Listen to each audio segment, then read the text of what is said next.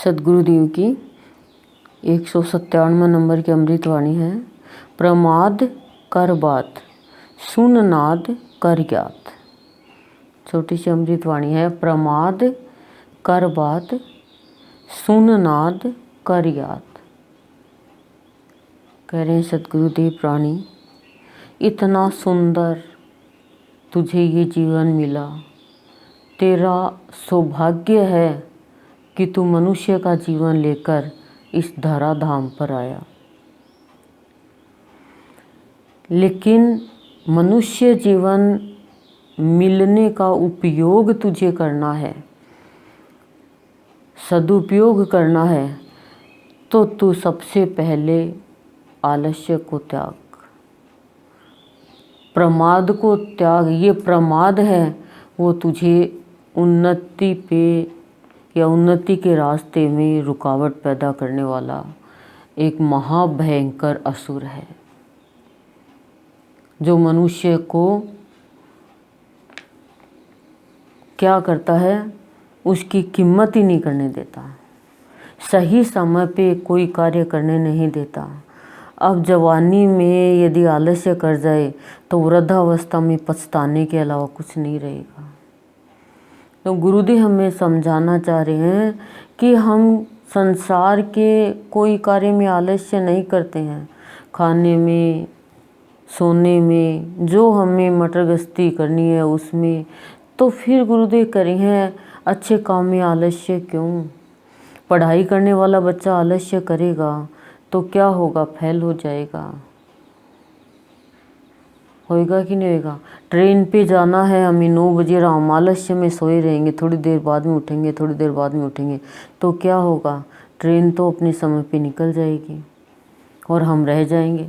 पैसे भी लग गए और हम उस स्थान तक भी नहीं पहुंच पाएंगे। सूरज आलस्य नहीं करता है, समय पे आता है।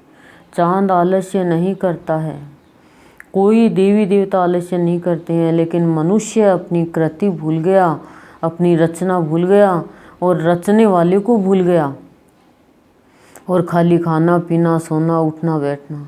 इतने आलसी हो गए मनुष्य कि प्यास लग रही है तो सोच रहा पानी का गिलास भी कोई मुझे सोए सोए ऊपर डाल, मेरे मुंह में डाल दे तो मैं पानी पी लूँ। तो कह रहे हैं कि प्राणी अब आलस्य को छोड़, अब तो तुझे संत मिल गया, भावयोगी संत मिल गया, तुझे वो देव मिल गया जो तुझे देव बनाने के लिए आया है। तेरे अंदर सात्विक वृत्तियों को, तामसिक वृत्तियों को सात्विक वृत्तियों में बदलने के लिए आया है। तो कह रही हैं अब तुझे क्या करना होगा। तो कह रहे हैं जैसे ही तू प्रमाद को छोड़ देगा, आलस्य को छोड़ देगा। अब आलस्य को कैसे छोड़े। अब बुखार हो गई किसी के और कहीं बुखार को छोड़ दे तो कैसे छोड़े बुखार को। बुखार के लिए क्या करना होगा, दवाई लेनी पड़ेगी, और दवाई के लिए खुद को नॉलेज है तो ठीक है, नहीं तो डॉक्टर को दिखाना पड़ेगा, उससे पूछ के लेना पड़ेगा कि भी कौन सी बुखार है। वायरल फीवर है, मलेरिया है, डेंगू है, चिकनगुनिया है, कौन सी बुखार हो रही है, सर्दी जुकाम की है। बुखार भी तो अनेक होती है। तो ऐसे ही मनुष्य के प्रमाद की बुखार हो गई। अब बुखार हो गई तो बुखार में क्या करता है, सो जाओ, हिम्मत नहीं रहती, पैर लड़खड़ाते हैं, उल्टी आती है, जी घबराता है, खाने के लिए कुछ अच्छा नहीं लगता, जीभ का स्वाद खराब हो जाता है, नहाने के लिए ठंड लगती है, नहा नहीं सकता, कुछ भी वो काम नहीं कर सकता, बस पड़ा रहो, और सोए सोए भी मन नहीं करता। तो आलस्य की बीमारी है, वो ऐसी ही बीमारी है। उसको भगवान की बातें नहीं अच्छी लगती, अच्छा काम नहीं अच्छा लगता, सोया सोया रहता है वो, बस खाए पिए सोए, खाए पिए सोए, कुछ भी नहीं कर सकता हूँ। तो कह रहे हैं आप क्या करें। तो कह रहे हैं तेरे को भी डॉक्टर मिला है आलस्य रूपी बुखार का इलाज करने के लिए। अब तू आलस्य रूपी बुखार का इलाज करना चाहता है, तेरे को पता है तेरा जी घबरा रहा है सत्संग के नाम पे, दुनिया का डर लग रहा है तुझे। तो कह रहे हैं तू प्रभु को याद कर, उसको याद कर, बस ये ही आलस्य की बीमारी का इलाज है। जितना जितना तू उसको याद करेगा उतना उतना तेरे अंदर से जितनी भी रुकावट है, अवरोध कर शक्तियाँ हैं वो रोक रही है तुझे, आलस्य तुझे रोक रहा है। एक आसुरी शक्ति है ये आलस्य है, वो हिंसक भाव है वो प्राणी का। तो करें वो धीरे धीरे धीरे धीरे हट जाएगा और तू देख पाएगा तेरे ही अंदर नाद ध्वनि जो नाभि के ऊर्ध्व से निकलती हुई ऊपर तक आती है, वो स्वर जो अंदर ही अंदर तुझे दिखाई देता है। और वास्तव में नाद ध्वनि क्या है? गुरुदेव की अमृतवाणी। कह रहे हैं तू प्रभु को जितना याद करेगा उतनी ही तू गुरुदेव की अमृतवाणी की नाद धारण कर पाएगा, सुन पाएगा और तेरे अंदर में वो प्रकाश फैल पाएगा। जिस प्रकाश से तू प्रकाशित है, लेकिन उस प्रकाश के ऊपर आलस्य का आवरण आ गया। तो कह रहे हैं क्या करना होगा? खाली याद कर प्रभु को, प्रभु का नाम स्मरण कर, प्रभु का सत्संग कर, प्रभु के भजन कर, चलते फिरते उठते बैठते काम करते हरिओम का जाप कर, हरिओम का जाप कर। यदि ये नहीं होता है तो असीम जय जयकार तो बहुत बड़ी दवा है।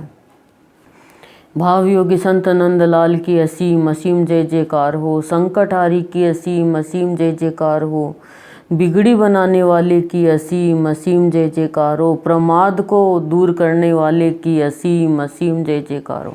जितना तो याद करेगा प्रभु को याद कर, ही प्रभु मैं आज तक आलस्य में पड़ा रहा, हिंसा करता रहा अपने ऊपर ही, अच्छे काम के लिए आलस्य करता रहा। मेरे प्रभु अब इस आलस्य को, इस प्रमाद को ख़त्म करो और मुझे वो नाद ध्वनि, वो आपकी जो आवाज़ है, वो आपका जो स्वर निकलता है आत्मा से, वो स्वर मुझे भी सुनाओ। गुरु की अमृतवाणी ही नाद ध्वनि है, नाद की आवाज़ है। जो प्राणी गुरु की आवाज़ सुन लेता है वो प्राणी अपने होशो हवास गंवा देता है।